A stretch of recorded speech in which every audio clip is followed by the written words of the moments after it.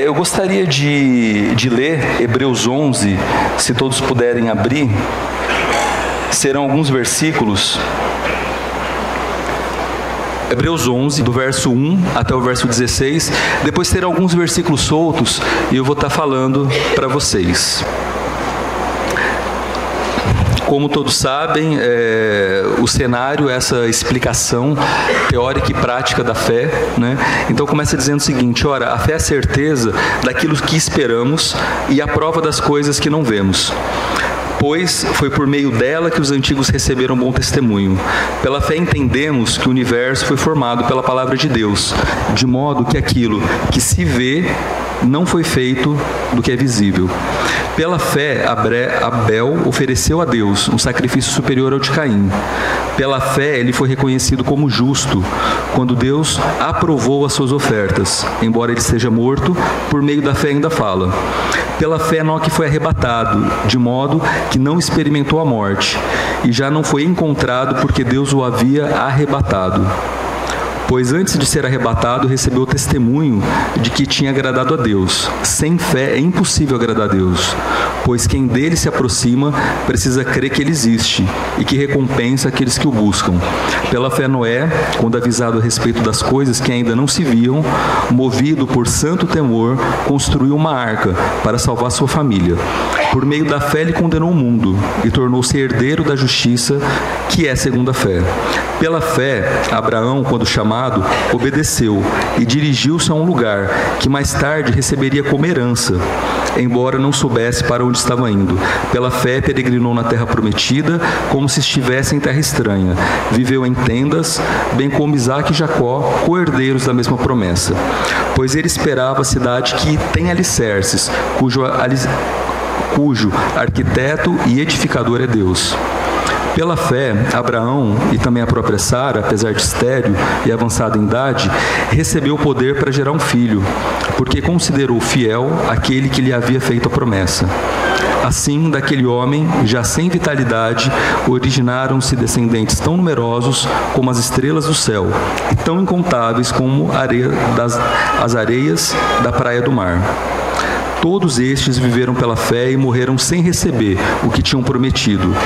Viram-no de longe e de longe o saudaram, reconhecendo que eram estrangeiros e peregrinos na terra. Os que assim falavam mostram que estão buscando uma pátria. Se estivessem pensando naquela de onde saíam, teriam oportunidade de voltar. Em vez disso, esperavam eles uma pátria melhor, isto é, a pátria celestial. Por essa razão, Deus não se envergonha de ser chamado Deus deles, e lhes preparou uma cidade. Outros versículos vão ser lidos mais para frente, mas o que eu gostaria de começar é um pouquinho sobre duas palavras, que é a palavra ilusão e a palavra esperança. São palavras que eu não sei se para vocês são parecidas ou não, mas eu gostaria de dizer que elas se camuflam, elas se assemelham na aparência. Somente nisso. E por quê? Porque elas têm em comum apenas uma coisa, ou talvez duas, que é a palavra promessa e a palavra futuro. Então, a ilusão e a esperança, elas nascem de uma promessa. E quantos aqui já não se iludiram por conta de uma promessa que fizeram? E é importante deixar bem claro que essa promessa pode vir de alguém, como pode vir da gente mesmo. Mas a questão é que essa promessa que nos ilude, ela vem de seres humanos. A outra palavra, que é a palavra esperança, ela também nasce de uma promessa, e promessa tem a ver com o futuro, mas a diferença é que não é homem que propõe, é o próprio Deus. Concordam que existe uma diferença, que a ilusão ela nasce de uma promessa, mas de uma promessa humana, muitas vezes convincente, e por conta disso a gente acredita, só que com o passar do tempo, o que vem é a decepção. E aí a ilusão toma o coração, e da ilusão nasce mágoa, da ilusão faz com que a gente se afaste. Já a esperança é diferente, porque a esperança é uma promessa do próprio Deus. O que eu gostaria muito, e isso é só pela graça de Deus, que a gente pudesse, com o estudo desse texto, que fala sobre uma coisa invisível, que é a fé, que a gente pudesse, não só na noite de hoje, mas ao longo da semana, ou melhor, ao longo das semanas, que a gente pudesse ir tirando do nosso coração ilusões. Porque quantas vezes a gente não chegou para Deus e falou: Pai, o Senhor me prometeu. Mas quem falou que foi Deus que prometeu? Será que não foi um ser humano no nome dele? Será que não foi o meu próprio coração que é enganoso? Irmãos, e vamos deixar bem claro, eu não tenho capacidade de saber quando eu estou entrando em uma ilusão ou quando eu estou numa esperança. Eu não tenho a capacidade, ao ouvir uma promessa, de na hora saber. Por quê? Porque a gente vê curto, a gente vê pouco, a gente não sabe entender. Por isso que, pela graça de Deus, se Ele nos conceder essa bênção, que a gente possa tirar do nosso coração algumas ilusões. E a gente possa, por outro lado, firmar os nossos pés em esperanças. Por quê? Porque elas são concretas, ainda que invisíveis. Como o texto fala aqui, elas ainda não chegaram, mas elas vão vir. Então, esse é o nosso intuito de hoje. E para isso, o tema da pregação é o nosso olhar para o céu. Gostaria, para pensar esse tema, o nosso olhar para o céu, de olhar o versículo 5, e quero ler de novo esse versículo, e falar sobre essa pessoa que não morreu, que é Enoque. E a gente tenta, mas não consegue pensar, não consegue imaginar o que é uma pessoa ser arrebatada, mas o fato foi que ele experimentou isso. Então, pela fé, no versículo 5, Enoque foi arrebatado de modo que não experimentou a morte. E já não foi encontrado porque Deus o havia arrebatado. É importante deixar bem claro isso, que não foi ele que se arrebatou, que pessoa nenhuma por esforço próprio consegue fugir da morte.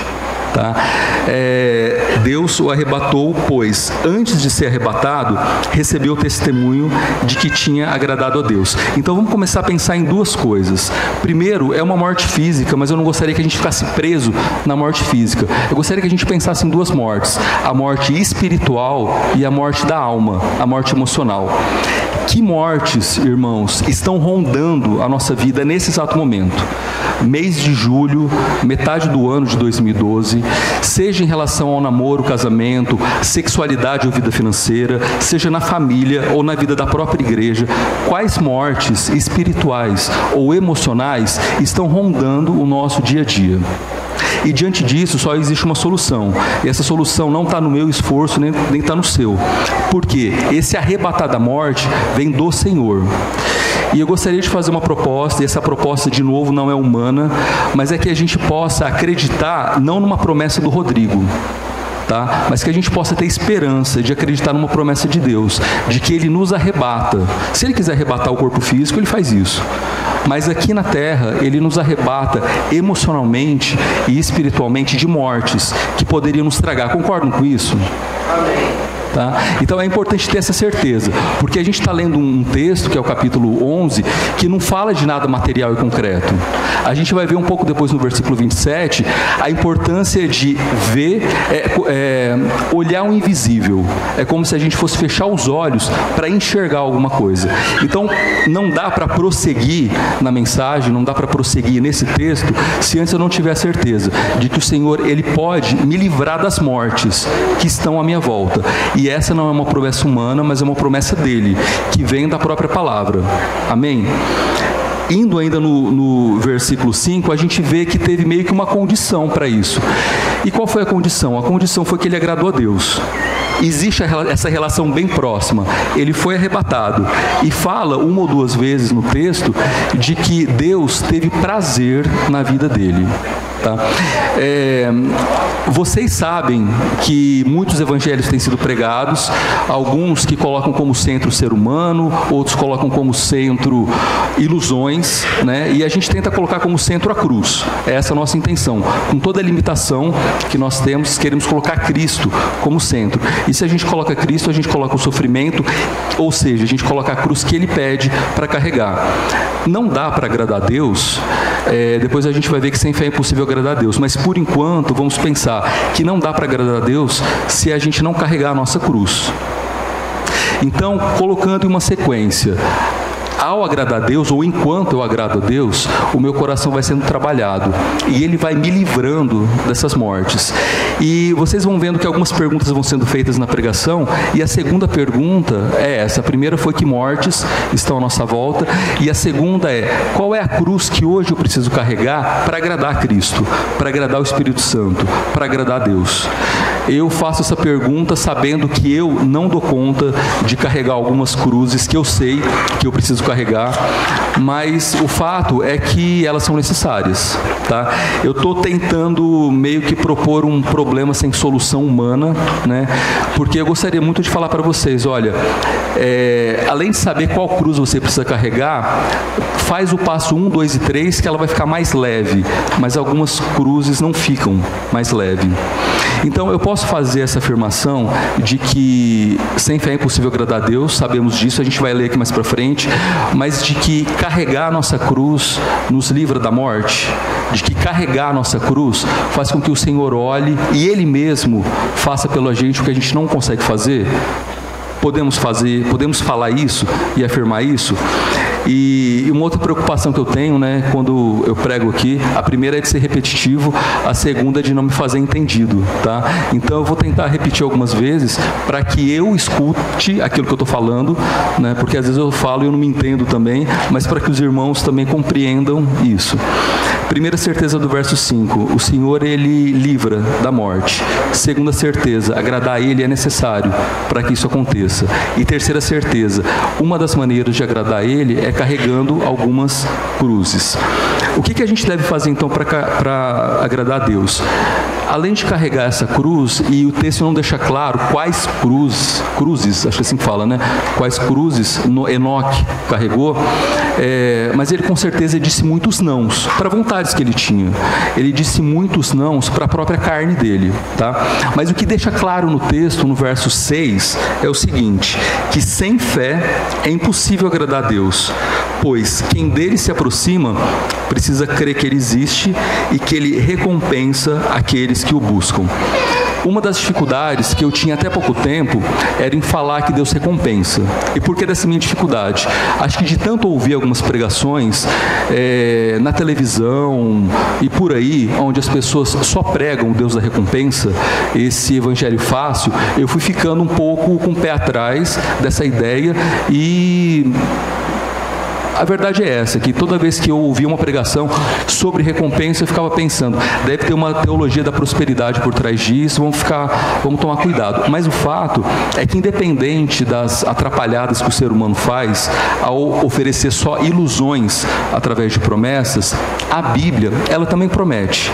E aí podemos ter a esperança de que, aí eu vou ler de novo o final do verso 16, de que Ele recompensa aqueles que o buscam.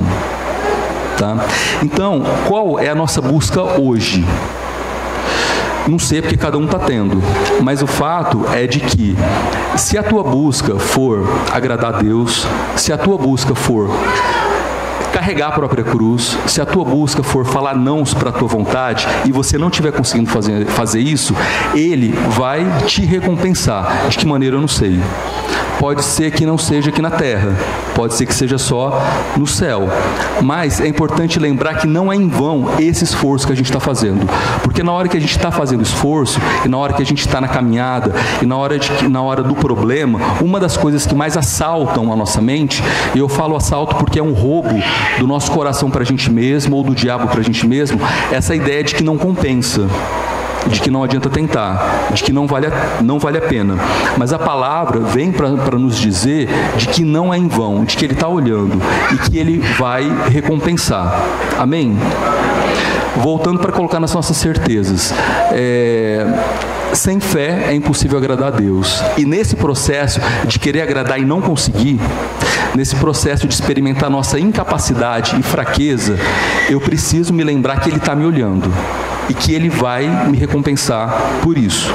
Não é uma promessa de pessoa, é a própria palavra dizendo que podemos ter esperança nisso. No verso 7, pela fé, Noé, quando avisado a respeito de coisas que ainda não se viam, movido por santo temor, construiu uma arca para salvar sua família. Por meio da fé ele condenou o mundo e tornou-se herdeiro da justiça, que é segundo a fé. Vamos pegar só a segunda parte do versículo, que é o condenar o mundo. E eu não gostaria que a gente pensasse aqui que condenar o mundo é apontar o dedo e fazer uma lista dos pecados e dizer no que você, mundo, tem errado e me colocar numa posição de juiz e escrever a sentença. Eu gostaria que a gente pensasse esse condenar o mundo como sendo dar um testemunho na contramão, fazer o contrário do que o mundo tem feito. E o que o mundo tem feito? Entre outras coisas, o mundo tem confiado naquilo que é visível. E nós precisamos ir na contramão e confiar, não em ilusões, mas confiar com certeza, confiar com esperança de que aquele que não pode ser visto nem medido e que não se pauta por coisas nem circunstâncias, de que ele recompensa, ele olha e de que ele, lendo aqui de novo o final, usa pessoas como Noé e dá a oportunidade de tornar herdeiro da justiça, que vem pela fé. Eu não saberia dizer se o mundo está à nossa volta ou se a gente está no mundo, mas o fato é que quando a gente vai trabalhar, ao acordar, ao ter contato com família, no dia a dia de relacionamento, a gente acaba tendo contato com o mundo. Né? E o mundo aqui é sinônimo do quê? É de pessoas que têm uma outra fé. O problema é que nós nos contaminamos com o mundo, e eu vou depois, assim, no final da pregação, falar duas contaminações que eu tenho experimentado e tenho lutado contra isso, mas nós nos contaminamos como? Jogando o jogo pelas regras que o mundo oferece. E o mundo oferece essa regra: confia na tua capacidade, confia no dinheiro que você tem, confia no plano de saúde. E eu não quero aqui dizer que ninguém precisa de plano de saúde, não é isso. A questão é que eu não posso confiar naquilo que o ser humano cria, tá? Voltando para as perguntas, podemos dizer que uma das maneiras de condenar o mundo não é apontar o dedo, mas é fazer o que o mundo faz de forma diferente? Podemos dizer que condenar não é julgar, não é apontar as falhas, mas é não jogar o jogo pelas mesmas regras. Podemos falar que condenar o mundo significa não viver por aquilo que pode ser visto? Posso fazer essa afirmação? E o que nós queremos é isso, é viver uma fé que não se resume a coisas, aquilo que o nosso olho vê, porque o olho vê muito pouco, tá? E de novo repetindo essa ideia da ilusão. Quantas vezes nós confiamos em promessas que pessoas fizeram porque na hora parecia interessante, mas que com o passar do tempo, né, era só engano. E quantas vezes não confiamos naquilo que o Senhor promete porque a gente está preso às circunstâncias, tá? Queria eu viver tudo isso que eu estou falando para vocês, e deixo bem claro que eu não vivo, mas eu procuro, como eu acredito, porque eu conheço, né, boa parte de vocês, que vocês também procurem isso, e na procura de vocês, ora conseguem, ora não conseguem, mas a gente precisa se lembrar dessas verdades, de que o Senhor está nos olhando e de que Ele nos anima e nos fortalece no que a gente não consegue, tá? E que Ele faz essa proposta, a proposta de condenar o mundo como? Não nos apegando às circunstâncias, que pode ser uma doença, pode ser uma crise financeira, pode ser uma vontade que eu não consigo vencer, pode ser um problema no casamento. A vida ou os planos que Deus tem para mim e para vocês vai além daquilo que está acontecendo hoje, né? A comparação, uma das comparações que mais me faz bem pensar é a questão do dia nublado, do dia com chuva, né? Porque o sol, ele é independente da nuvem que tiver na minha cabeça, né? O sol, ele manda os raios dele, o calor dele, independente da quantidade de nuvem. Eu preciso saber que existe um céu brilhando, ainda que eu não veja. Existe um poder de Deus, promessas acontecendo, independente da circunstância que eu estou vivendo hoje. E a gente sabe que daqui a algum tempo a gente vai olhar para trás e lembrar, poxa, foi só uma fase da minha vida, né? Mas na hora que a gente está passando é difícil, tá? Por isso que a gente está aqui para se fortalecer em relação a isso. Indo agora para o versículo 27, que ainda não foi lido, eu gostaria muito, assim, e eu sei que não é possível aqui porque não é o momento, mas eu gostaria que a gente pudesse conversar no sentido de vocês falarem o que vocês estão sentindo ao ouvir essas palavras. Gostaria que alguém de vocês falasse assim, olha, eu acho legal, mas eu não concordo. Eu concordo na teoria, mas na prática isso não funciona. Ou, não, amém, que bom que é assim mesmo. Gostaria que a gente pudesse ter essa oportunidade. E como assim o espaço aqui não permite, né, por uma questão de tempo e de culto mesmo, eu gostaria de estimular que a gente pudesse conversar sobre isso depois.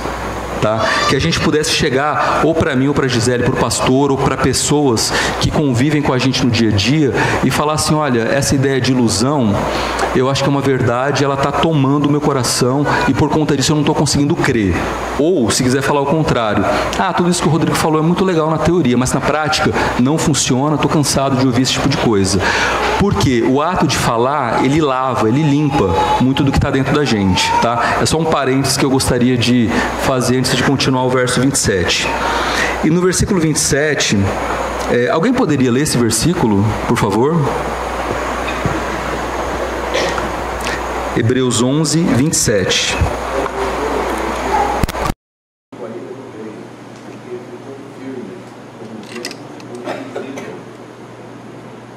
Isso, obrigado.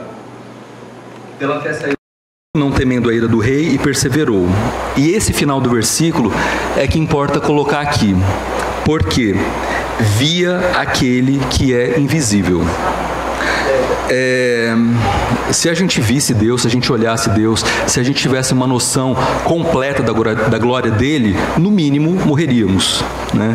Então a gente não está preparado por isso, mas a gente tem a esperança de um dia estar morando na mesma cidade que ele, essa cidade que ele vai edificar, que, como fala o texto, e é tão poético, né, essa ideia de que a gente está aqui numa pátria que não é nossa pátria, a gente está procurando ela e o nosso coração sofre por isso. A gente quer ser cidadão, o pastor falou sobre o Brasil, mas na verdade a gente não é nem brasileiro, nem marilhense, a gente é cidadão do céu, e o nosso coração sofre, porque a gente quer ter essa pátria, né? Mas enquanto a gente não tem, e enquanto a gente não experimenta os benefícios dessa pátria, e um dos benefícios da pátria vai ser poder ver essa glória de Deus, experimentar essa glória, não ver só de maneira concreta e visível, mas entender coisas que hoje a gente não compreende.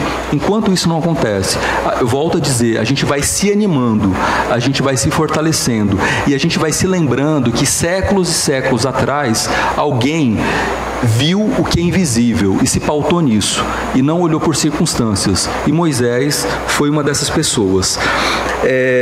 O que hoje nos impede de ver o invisível? Esse ponto da pregação, que eu não vou me estender, mas eu gostaria de dizer que ele é o ponto principal. Você sabe dizer hoje o que te impede de ver o invisível? Eu gostaria de fazer essa pergunta de uma outra maneira.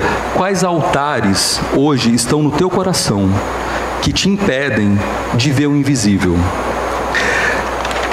E sobre altar, eu quero colocar uma definição bem rápida, que o altar, ele é algo, tá? Onde eu deposito a minha confiança. O altar é algo onde eu deposito a minha confiança. E eu quero levantar aqui quatro altares. E eu sei que existem muito mais. A questão é que se eu tiver um deles, e provavelmente eu tenho os 4, né? Mas se eu tiver um deles, é bem possível que esse altar não esteja me deixando ver o invisível. Porque se eu estou colocando nele a minha confiança, eu estou tirando de Deus a glória que Ele tem. Se eu estou colocando no meu altar a confiança, eu estou tirando de Deus o centro e estou me colocando como causa, origem e razão da minha vida. O primeiro altar é o trabalho, né? E eu falei para vocês um pouquinho antes da pregação, no começo da pregação, que eu ia falar sobre dificuldades que eu estava tendo, né? E uma dificuldade é com relação ao trabalho. Porque nos últimos anos, e eu não sei medir bem quanto tempo, talvez a Gisele saiba melhor do que eu, mas talvez nos últimos 8 anos ou um pouco mais, foi um dos altares que regeu a minha vida. E nele eu coloquei a confiança. Confiança do sustento, confiança da aceitação das pessoas, né? Confiança de uma série de coisas que eu nem vou entrar aqui em detalhes, né? Porque eu ainda estou confessando isso, viu? Ainda estou nesse processo.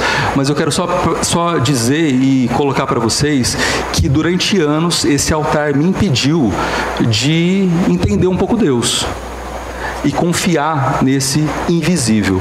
Esse altar do trabalho, e eu quero dar um exemplo disso, a primeira vez que uma das primeiras vezes que a gente pagou o financiamento, como chama quando todo mês a gente paga o financiamento?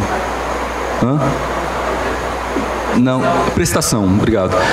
Uma das primeiras vezes que a gente pagou a prestação da nossa casa, foi feita uma oração de agradecimento, mas como que estava no meu coração?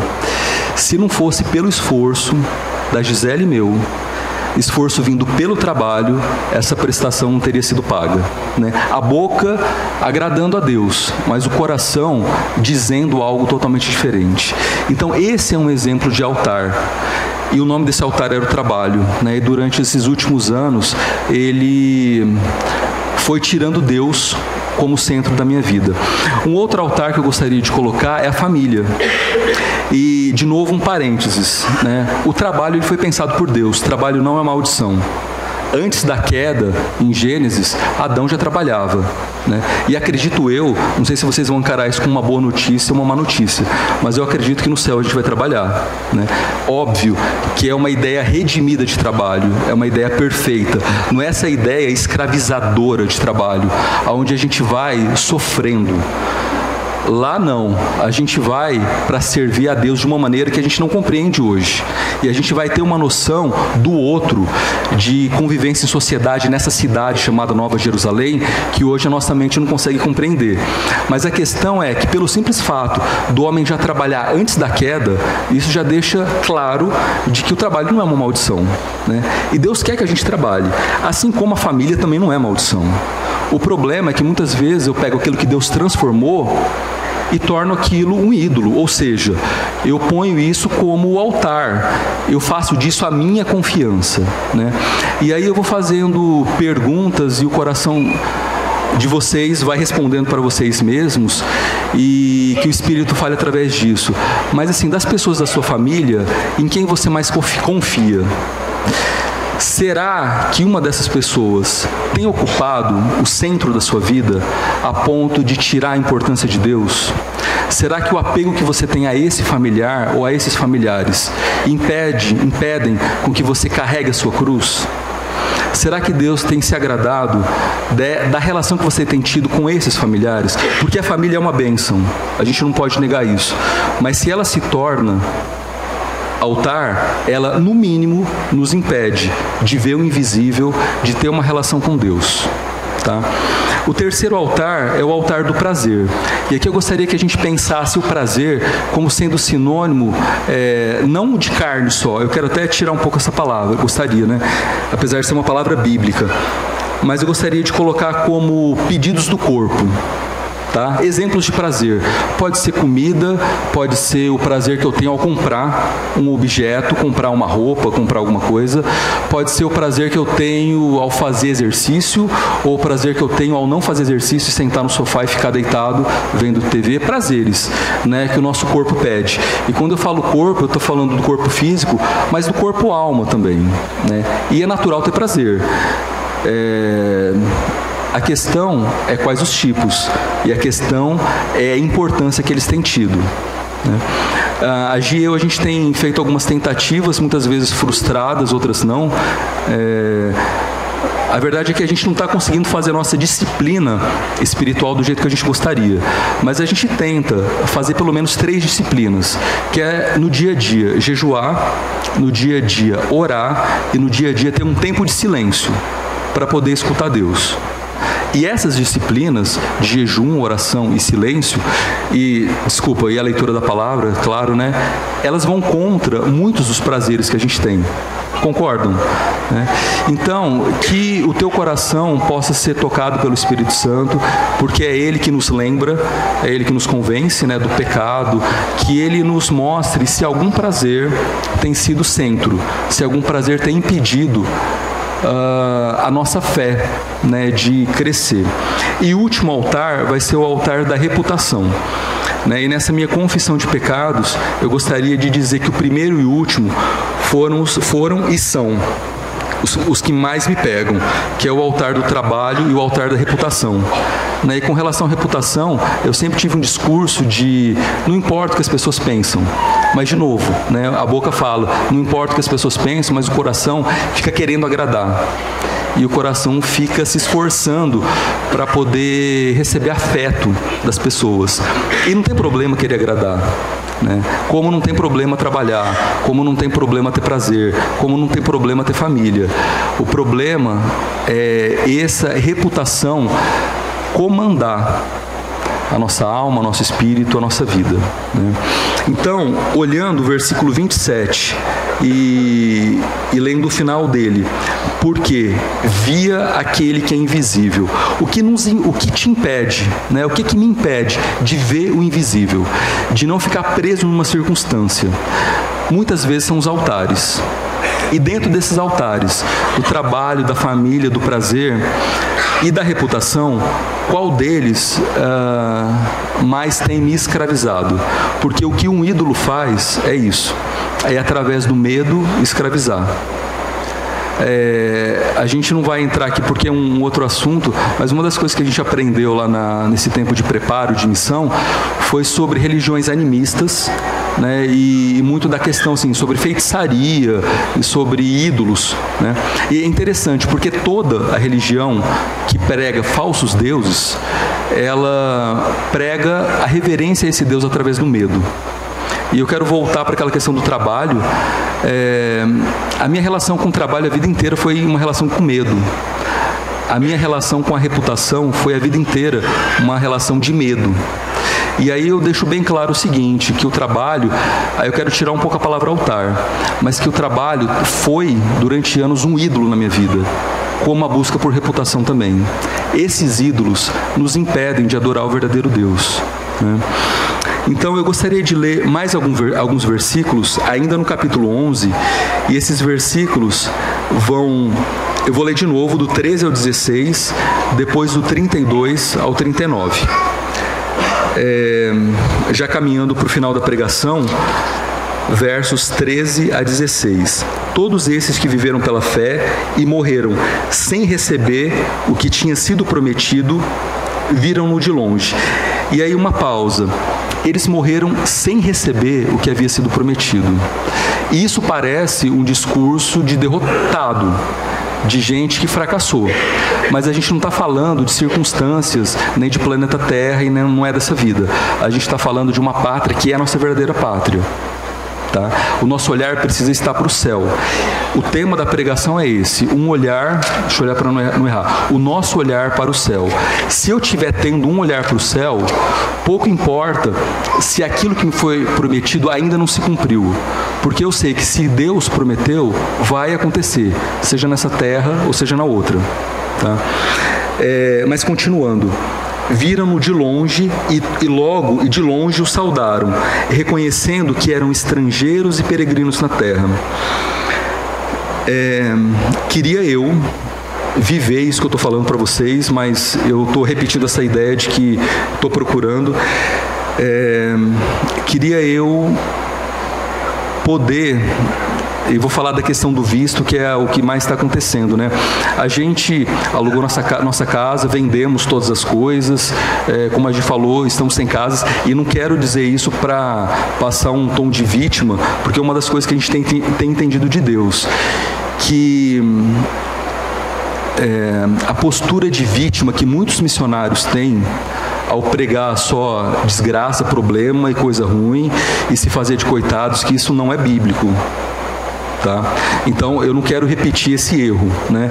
Porque Deus tem nos sustentado nesse tempo todo de uma maneira fantástica, né? E quero deixar esse testemunho de que não tem faltado nada nesse tempo, e boa parte desse cuidado a gente tem a certeza de que vem através de vocês, é Deus nos cuidando através da vida de vocês, mas de vez em quando a gente se prende a algumas circunstâncias, né? Então Deus tem feito tanta coisa em relação à parte financeira, tem feito tanta coisa em relação a esses projetos de ministério, como a Gisele falou, eles estão para começar um seminário lá na Índia, eles querem que a gente cuide desses seminários, que a gente procure professores daqui do Brasil, dos Estados Unidos, da Ásia, para capacitar os indianos, para que eles possam plantar igrejas. Não é pelo nosso esforço, né? É Deus fazendo tudo isso. Mas de vez em quando vem um medo, como por exemplo por conta do visto. A gente está dependendo desse papel, é um carimbo. Eles colocam um papel desse tamanho no passaporte, né? O que é um papel? Mas sem esse papel a gente não entra na Índia. Então, queria eu ter a tranquilidade de não me prender a esse visível nesse momento que eu estou vivendo, tá?